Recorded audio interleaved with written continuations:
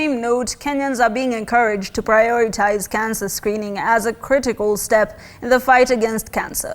According to the Kenya Society of Hematology and Oncology, screening rates remain low, with only 12 communities actively participating. Meanwhile, oncologists suggest that the Social Health Authority SHA cancer care package, though promising, currently lacks effective implementation.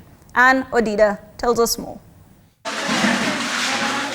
Concerns continue to rise regarding the rollout of the Social Health Authority SHA as oncologists highlight the strain placed on cancer patients, stating that SHA's promises only appear effective on paper. SHA is very good on paper. It looks very good with the expanded coverage. It looks perfect on diagnosis and especially the preventive, but we want things on the ground to reflect what is on the paper. The Social Health Authority SHA has made efforts to improve coverage, setting a maximum cancer care allowance at 400,000 Kenyan shillings per patient. Despite this coverage, the high cost of cancer treatment poses a financial burden on patients and families, with SHA's implementation raising concerns. We do recognize the challenge in terms of rolling out and in terms of the limits that we have, but the confidence that we bring to the public is it is a starter benefits package that seeks to be revised with availability of funding.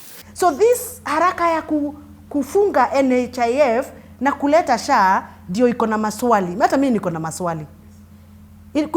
Kuna uwezekano kuwa kuna watu walichota pesa kutoka kwa NHIF na wanataka kufunga NHIF haraka sana ndio ushahidi ya ile waliochota isijulikane. Cancer patients are facing delays in receiving treatment due to the slow process of obtaining pre-authorization for their coverage under SHA. Hospitals are also reporting increased waiting times for treatment approval and express concerns of a lack of commitment from the government to clear pending bills, which further limits hospitals' ability to provide uninterrupted care. So I visited two hospitals. One hospital, I found out that they have asked patients to wait until SHA approves your request before you're treated.